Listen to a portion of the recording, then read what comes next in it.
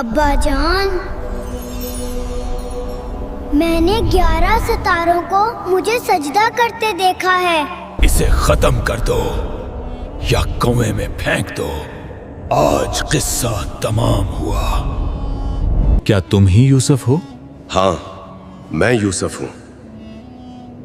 अल्लाह रब्बुल इज़्ज़त ने कुरान पाक में कई किस्से बयान किए, मगर सिर्फ एक किस्सा ऐसा है जिसे अहसनुल क़िसस यानी सबसे बेहतरीन कहानी कहा गया। रसूलुल्लाह सल्लल्लाहु अलैहि वसल्लम से पूछा गया, लोगों में सबसे ज़्यादा इज़्ज़त वाला कौन है? आपने फरमाया, करीम इब्ने करीम इब्ने करीम इब्ने करीम, यानी यूसुफ बेटे याकूब के, बेटे इसहाक के, बेटे इब्राहीम के। ये वो ख़ानदान है जहाँ नबूवत नस्ल दर नस्ल चलती रही। इब्राहीम अलैहिस्सलाम के बेटे इसहाक अलैहिस्सलाम थे और उनके बेटे याकूब अलैहिस्सलाम। हज़रत याकूब अलैहिस्सलाम, जिन्हें इसराइल भी कहा जाता है, की 4 बीवियाँ थीं। अल्लाह ने उसे 12 बेटे दिए जो बनी इसराइल के 12 कबीले बने, लेकिन उन बेटों में से 2 सिर्फ और बिन्यामीन अपनी वालिदा राहेल से थे, जो हज़रत याकूब को सबसे ज़्यादा महबूब थीं।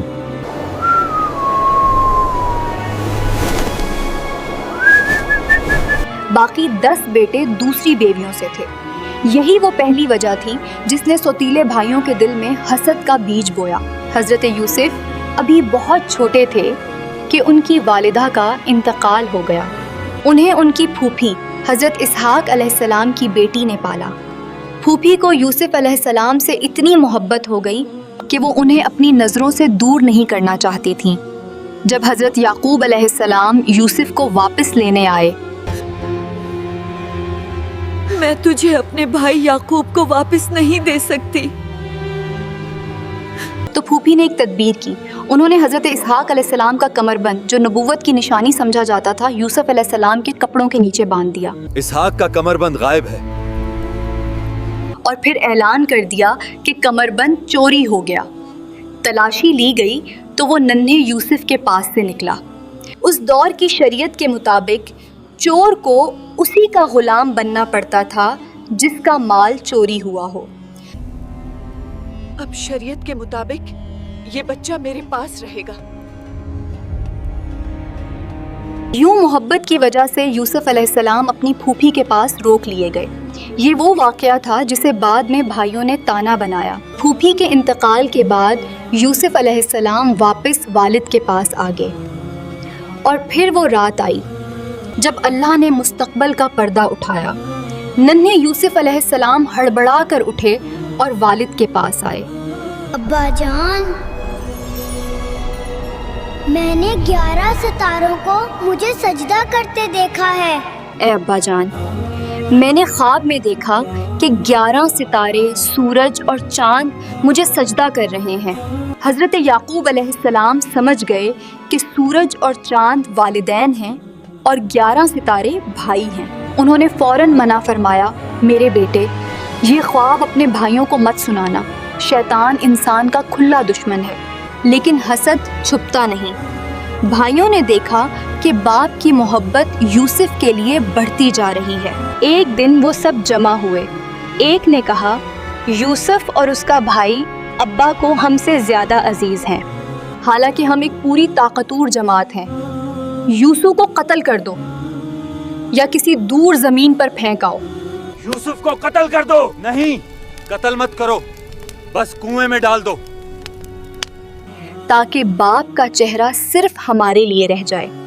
फिर उनमें से एक यहूदा बोला, कत्ल मत करो, उसे अंधे कुएं में डाल दो, कोई मुसाफिर उसे उठा ले जाएगा। मंसूबा तय पा गया। अगली सुबह वो वालिद के पास आए और बहुत इसरार से यूसुफ को साथ ले जाने की इजाज़त मांगी। अब्बा जान, इसे हमारे साथ भेज दी, ये हमारे साथ खेलेगा। मुझे डर है कि तुम गाफिल हो जाओ और भेड़िया उसे खा जाए। हम इतनी बड़ी जमात हैं, भेड़िया कुछ नहीं बिगाड़ सकता। नजरों से ओझल होते ही भाई दुश्मन बन गए। हज़रत याकूब ने फरमाया, मुझे डर है कि तुम गाफिल हो जाओ और भेड़िया उसे खा जाए। उन्होंने कहा, हम इतनी बड़ी जमात हैं, भेड़िया कैसे खा सकता है? आखिरकार इजाज़त मिल गई। वो प्यार करने वाले भाई जालिम दुश्मन बन गए। उन्होंने यूसुफ की कमीज उतारी, उन्हें मारा पीटा और कुएं में लटका दिया। इसकी कमीज उतार लो।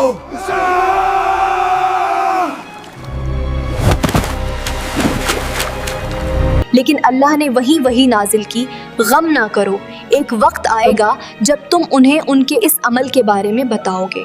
गम न कर यूसुफ, एक वक्त आएगा जब तू उन्हें इस बात की खबर देगा। और शाम के वक्त वो अपने वालिद के पास रोते हुए आए।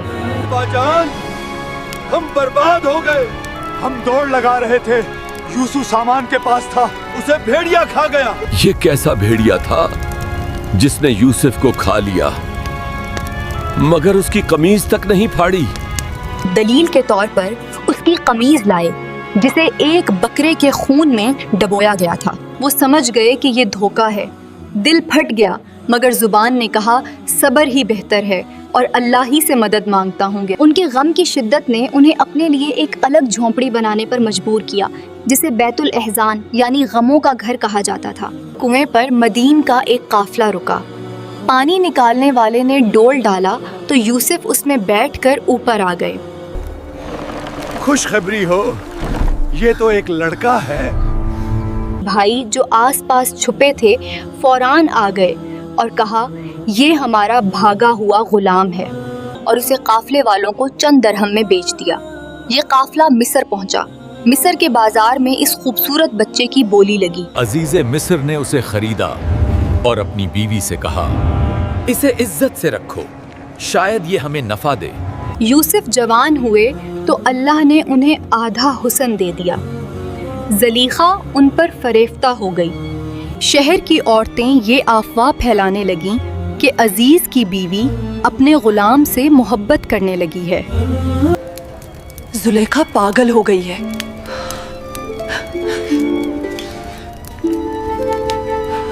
ज़लीखा ने उन्हें सबक सिखाने के लिए एक दावत रखी। हर औरत के हाथ में एक तेज छुरी और फल दिया।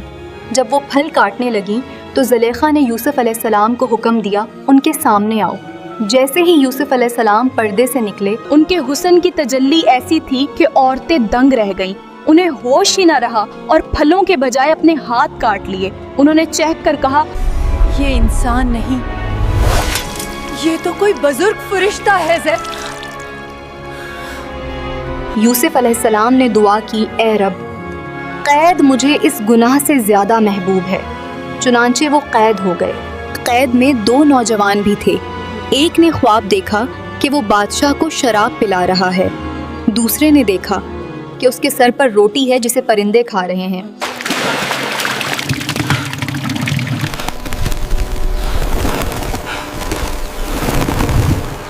यूसुफ अलैहिस्सलाम ने ताबीर बताई, पहला रहा होकर साकी बनेगा, दूसरा सूली चढ़ेगा। और जो रहा हुआ था उससे कहा गया, मेरा जिक्र बादशाह से करो। लेकिन वो भूल गया और यूसुफ मजीद कई साल कैद में रहे। फिर बादशाह ने 7 मोटी गायों और 7 कमज़ोर गायों वाला ख्वाब देखा।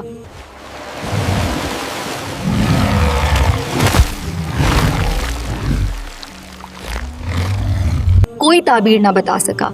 तब साकी को यूसुफ याद आए। यूसुफ अलैहिस्सलाम ने ताबीर बताई और हल भी दिया। बादशाह ने उन्हें बुलाया, लेकिन यूसुफ अलैहिस्सलाम ने कहा, पहले उन औरतों से पूछो जिन्होंने हाथ काटे थे। ज़ुलेखा और औरतों ने इकरार किया, हमने ही उसे बहकाया था, वो सच्चा है। बेगुनाही साबित होने पर बादशाह ने यूसुफ को मिस्र के खजानों का मालिक बना दिया। आज से तुम हमारे पास अमानतदार हो। जब कहत आया तो पूरी दुनिया मिस्र की तरफ मुतवज्जा हुई। यूसुफ के भाई भी गल्ला हासिल करने आए।